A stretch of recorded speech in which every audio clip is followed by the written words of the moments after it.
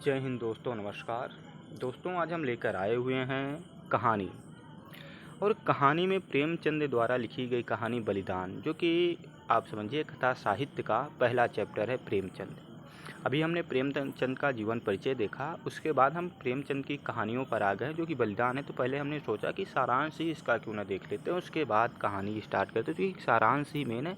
और कुछ आए या ना आए, लेकिन सारांश ज़रूर पहुंचता है। तो आप लोग बड़े ध्यानपूर्वक इसको देखिए और सुनिए, समझने का कोशिश करिए, ताकि कोई दिक्कत, डाउट, परेशानी न रह जाए। आइए देखते हैं। बलिदान कहानी जमींदारी के दिनों में एक काश्तकार किसान गिरधारी की कहानी है। अब आप समझिए, अब तो जमींदार नहीं रहे। जब देश आज़ाद नहीं हुआ था, उस समय जमींदार चलते थे। तो उसी जमींदार के दिनों में एक काश्तकार हुआ। काश्तकार मतलब जिसका किसान, मतलब जो खेत है, किसान, उसके नाम उसे काश्तकार कहेंगे। ग्रामीण क्षेत्रों में धनवान ही प्रभावशाली होता है। गिरधारी के पिता हरखू की आर्थिक स्थिति अच्छी थी। हाँ, बात तो ठीक है भैया।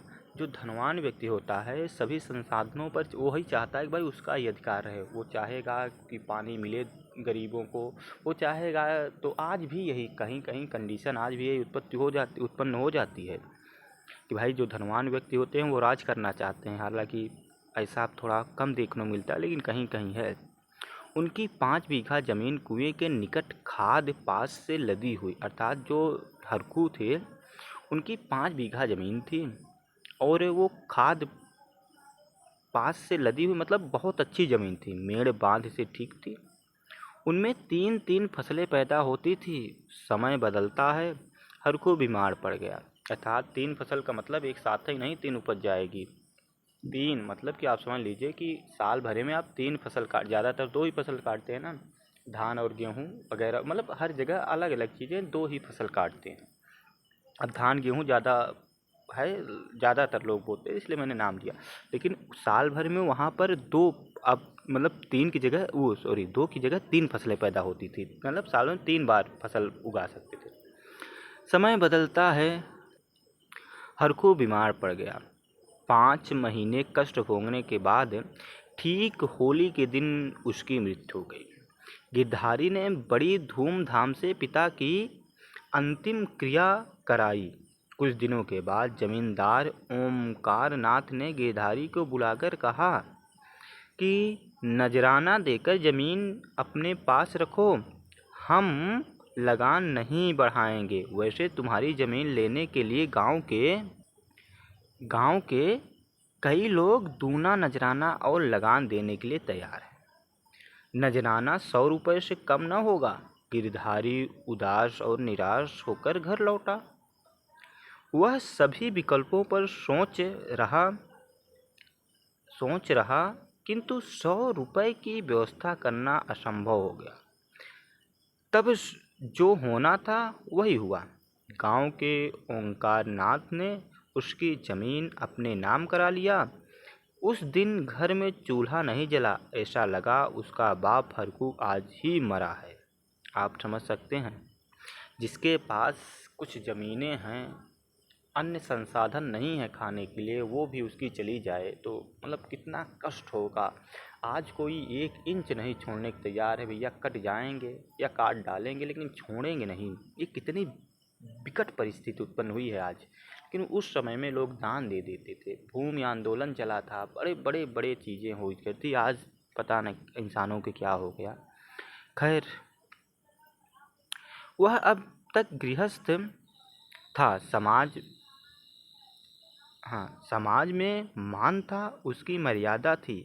अब उसे मजदूरी करनी पड़ेगी। कुछ ही दिनों में उसके बैल भी बिक गए, जिनकी चिंता उसे अपने से अधिक थी। बैलों के चले जाने के बाद वह अंदर से टूट गया।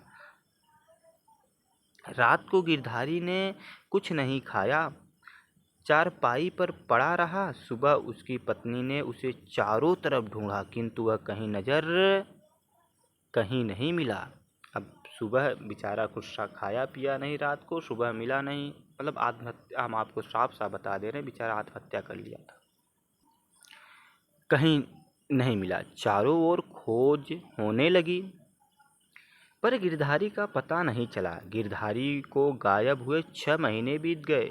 एक दिन सुबह उसकी पत्नी सुभागी ने देखा कि गिरधारी बैलों के नाद के पास, नाद मतलब जिसमें बैल को खाना मतलब चारा देते हैं यार, उसे नाद बोलते हैं, के पास सिर झुकाए खड़ा है। सुभागी उसकी तरफ बढ़ी तो गिरधारी पीछे हटता हुआ गायब हो गया। वो जिंदा हो तो मिले भैया। इसी तरह एक दिन सुबह अंधेरे में कालिका दीन हल बैलों को लिए खेत पर पहुंचा और बैलों को हल में लगा रहा था कि देखा कि गिरधारी खेत की मेड़ पर खड़ा है। अब यहाँ कालिका दीन की समझ लीजिए पसीना छूट गया तो उसको देखते ही वह उससे बात करने आगे बढ़ा। गिरधारी पीछे हटने लगा और पीछे वाले कुएं में कूद पड़ा। कालिका दीन हल बैल छोड़ कर चीख कर गाँव में भागा। भागे भूत की लंगोटी सही। सारे गांव में शोर मच गया। कालिका को गिरधारी वाले खेत में जाने की हिम्मत न पड़ी। कालिका दीन ने गिरधारी के खेत से इस्तीफा दे दिया क्योंकि गिरधारी अपने खेतों के चारों ओर मंडराया करता था। अंधेरा होते ही वह खेत के मेड़ पर आकर बैठ जाता था। कभी कभी रात में उसके रोने की आवाज़ सुनाई पड़ती है। वह किसी से न बोलता है और न ही किसी को छेड़ता है, अर्थात किसी को परेशान भी नहीं करता कि भैया आके हू कर दे पीछे से और वो तो भैया पसीना पसीना उसका मरना जीना लग जाए। नहीं नहीं, ऐसा भी नहीं करता था बेचारा। यानी सज्जन आदमी था।